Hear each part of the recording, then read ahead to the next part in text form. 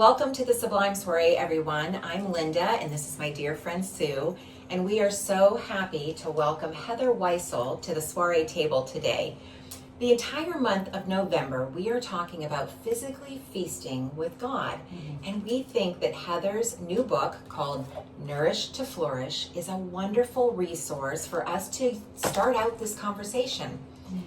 We also wanted to share it now because, if you can believe it, we're getting so close to the end of the year. And so as you're looking to maybe establish new mindsets or new rhythms in the new year, we think Heather's book would be a beautiful tool for just that purpose. Welcome, Heather. We are so excited to have you here with us today. Thank you so much for having me. Well, you are so welcome to be here. Before we get started and talking about your book, though, we'd love to learn a little bit more about you. Okay. So I was born and raised in Northeast Ohio. Been married to my husband, Joel, for over 25 years now. I have 3 amazing daughters. They're 20, 22, and 24.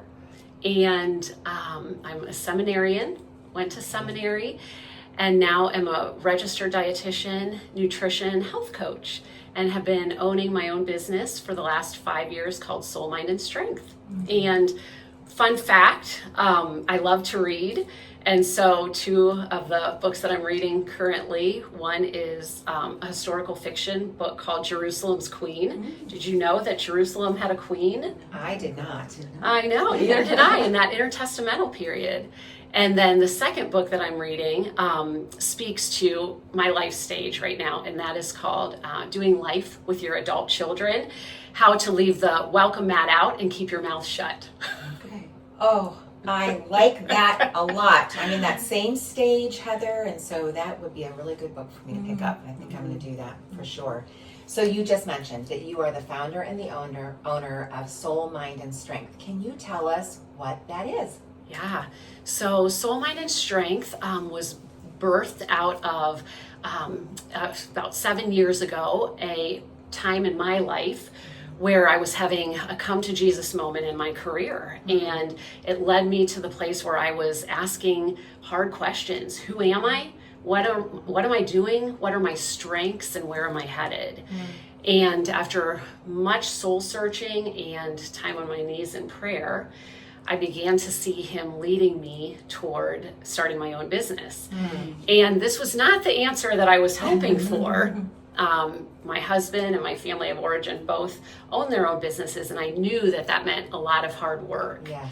And I felt him say, so we wrestled. And I felt him saying, okay then, do it your way. Heather, how'd that work out for you? And so I'm a slow learner, but I did obey and have been blessed to be able to have this business now for the last few years. That's wonderful. And you deal a lot with body image and wellness. And so can you share a little bit about your own personal journey with those things, with body image and wellness? Yeah. So, well, I have always been passionate about well-being ever since I can remember, both my own and helping others work toward greater well-being in their lives. Before I'd even graduated from high school, I was teaching fitness classes at a local health club at 6 a.m. before school. Wow. And loved that, loved being a part of other people's journey. But also as a teenager, I struggled with finding my identity in searching for other people's approval and pleasing and performing, searching for my identity and my performance.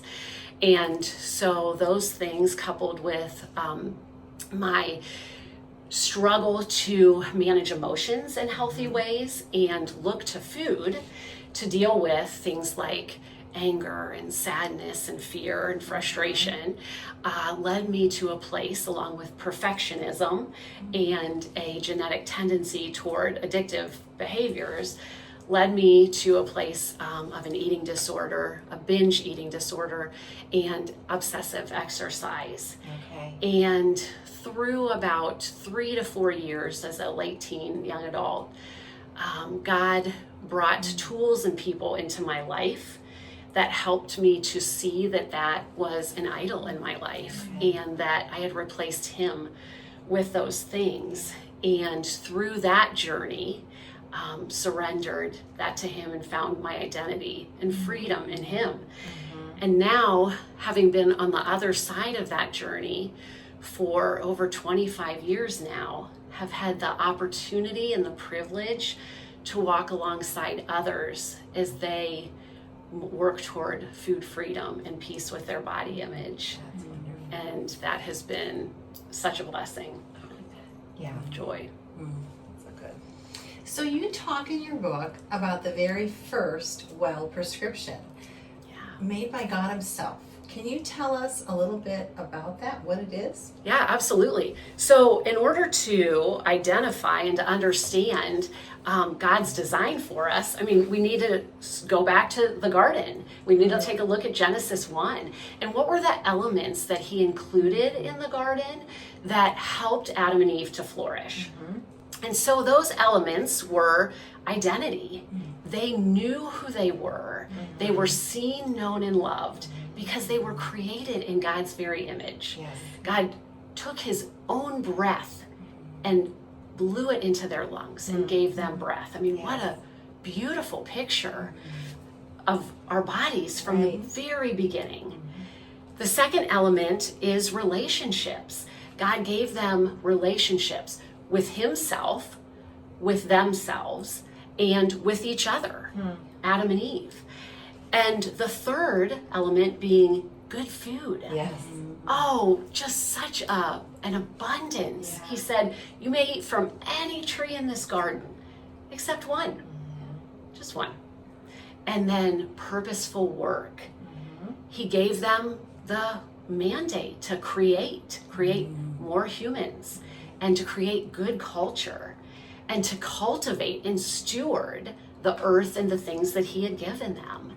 And so that is another element. The last two elements are God's very own presence. He physically walked with them in the garden. And then he gave them the gift of rest because he knew that that work, while nourishing, would also be exhausting. And he modeled it after his very own example. And so those 6 elements, an easy way to remember those is the acronym PROMS. And it's on my website. It's part of my flourishing framework. Okay. But PROMS helps you go. He gave them physical, relational, occupational, mental, and spiritual well-being. And he gave them all of those elements from the very beginning in the garden. Wow. So why do you think we get it so misconstrued? Yeah, we have certainly misconstrued those elements, haven't we? Yes. Yeah, so you take those good needs, our innate needs to be seen, known, loved, safe and secure, and you add in doubt through the adversary, Satan, who came to twist God's words and to cast doubt on his character. And it leads to all kinds of deception, decimation, and ultimately disaster. Right. When we put our longings into those other things that are sloppy seconds and are substitutes for God and his original design. And we continue to do that today. And I always tell my clients, you're not alone in this. Right. If Eve tripped up with her food and she was walking in God's very own presence, how much more do you think we are going to get it wrong when we don't have his physical presence right here?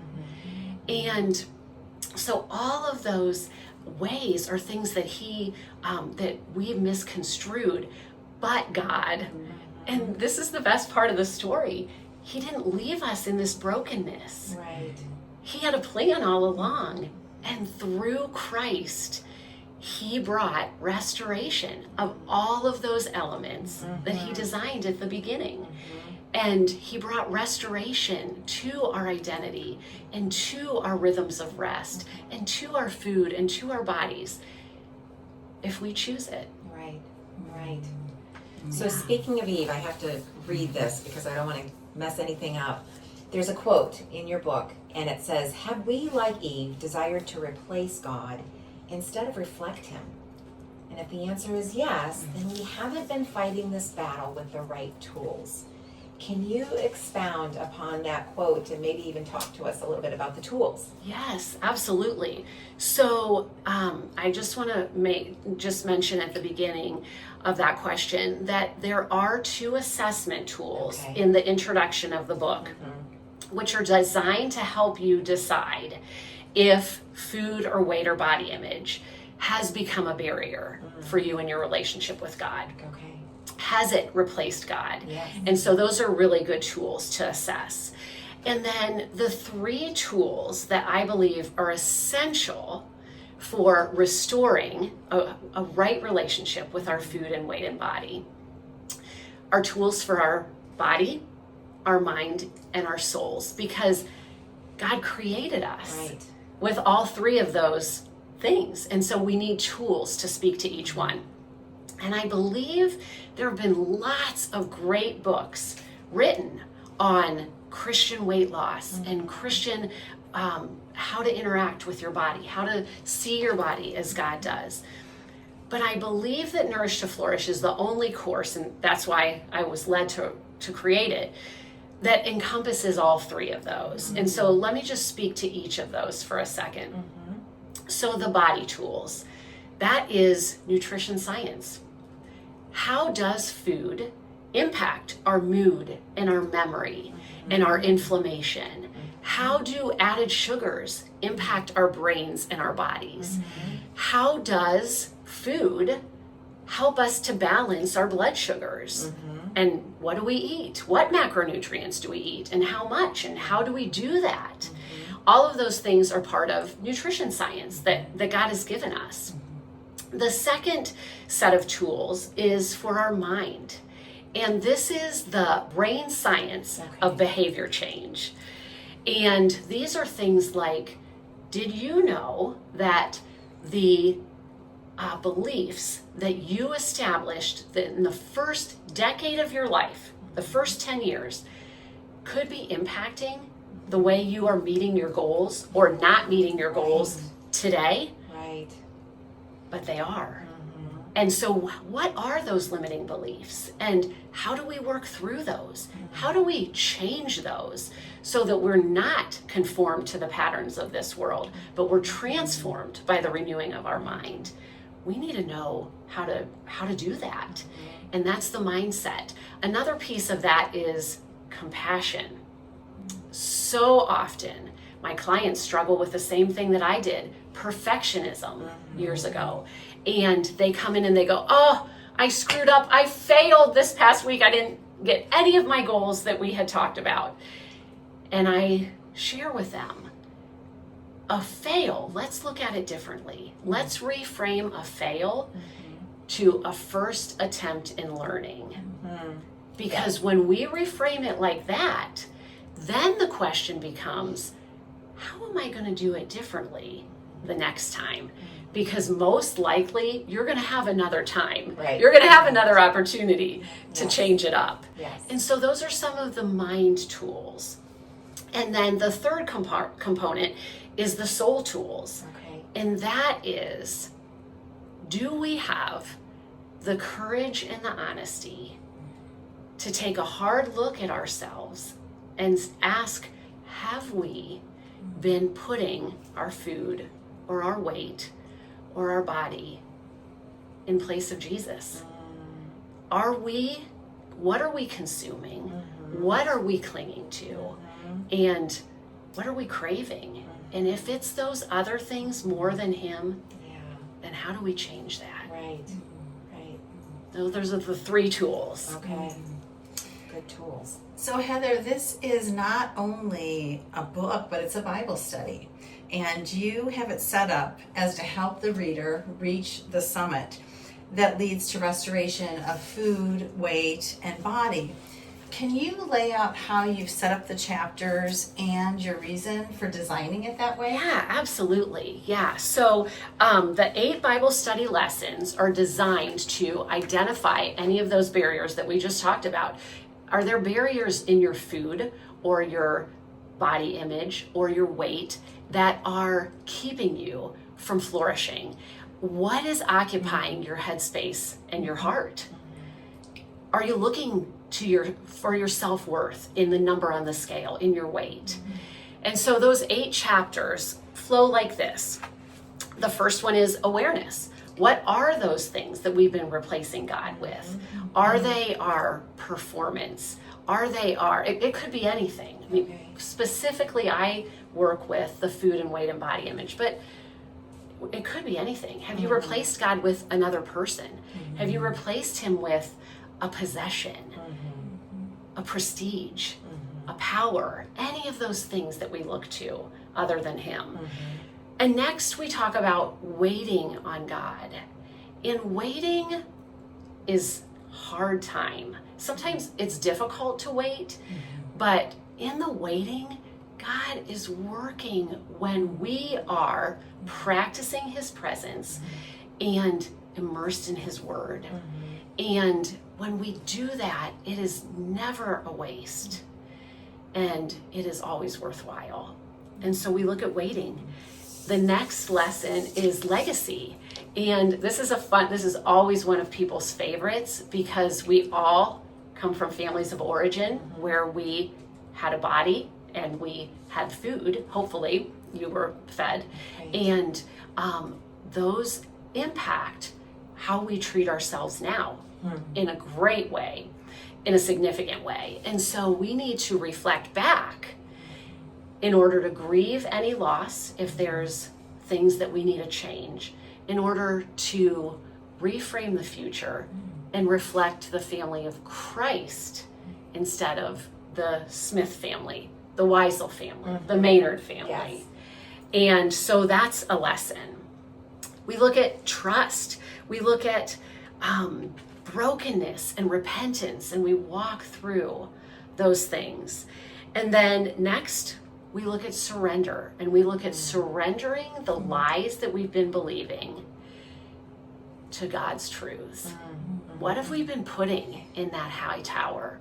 What have we been putting in our stronghold? What are we clinging to? And we look at the word stronghold. We look at it from an Old Testament perspective and a New Testament perspective, and really understand what a stronghold is, and how and if we've been replacing God with any of those other idols. And then next is the beauty of rewriting the script. Once we have surrendered those issues to him, we can rewrite the script and to reframe it to his identity, to who he calls us and who he has told us that we are. That we are seen and known and loved because of who he is, and because what he's done for us. We are worthy because he paid the price for us. Yes. And then lastly, repurposed. And just like the kintsugi plate on the cover of the book, God can take that brokenness and he can create beauty out of it. He specializes in restoration, and nothing and no one is beyond his repair. So true. And that is for our good, Yes. for the common good, and for his glory. Yeah, absolutely. So, friends, this book is just the beginning, really, of what Heather is able to teach and share on body image, on wellness, on nutrition. And so it made me curious. I know that this is the first beautiful step into that journey, but you have an online course that goes even further. Yeah. And beyond that, you have other tools and resources. And so could you just share those with us? And would you mind even sharing where people can find all of those wonderful resources? Absolutely. Yeah. So you can find those resources on soulmindandstrength.com, www.soulmindandstrength.com. You can follow me on Facebook or Instagram, where you'll get wellness tips from a biblical perspective. And then The what resources else? and- Yes, yes. what else do I offer? So all of the resources, the one-on-one coaching, the group courses, and the speaking engagements and workshops that I do, all fall under that umbrella of my flourishing framework. Okay. And that's what I shared with earlier about the prompts, the physical, relational, occupational, mental, and spiritual aspects of our well-being. All of those courses and seminars that I do are aspects of that, are elements of that. So not only any of the food on our plate that nourishes us, but also all of those other elements nourish us. And so, do you know your strengths and are you using them? Research shows that 80% of Americans are not using their strengths on a daily basis and aren't flourishing. So a huge area, yes, huge area for room for improvement. Yes. And then identity. Are we rooting our identity in Christ? And what does that look like compared to culture's view? And what culture tells us is important? That this is worth worshiping. And so how do we shift from culture's view to Christ's view? Yeah. And so identity, strengths, replenishers. I do a lot on preventing burnout, Okay. or once you are burned out, how to come back out of burnout. Okay. And so those are some of the other things that I do. That's wonderful. And those are all on my website Okay. at soulmindandstrength.com. And it's a beautiful website. Yes, I like to follow your Instagram recipes. I know, me you. too. I was just Fun. looking at one this morning from the Blue Zone. Well, friends, we will be linking all of Heather's information below. And if you have not had a chance to pick up this book, we highly recommend it, not only for yourself, but also maybe for a gift. Heather, thank you so much for joining us today. And Thank you. friends, thank you for joining us around the table. We do like to say and wish that your week would be sublime and that you live each day free above the fray. Thanks so much for joining us. Thanks, everybody.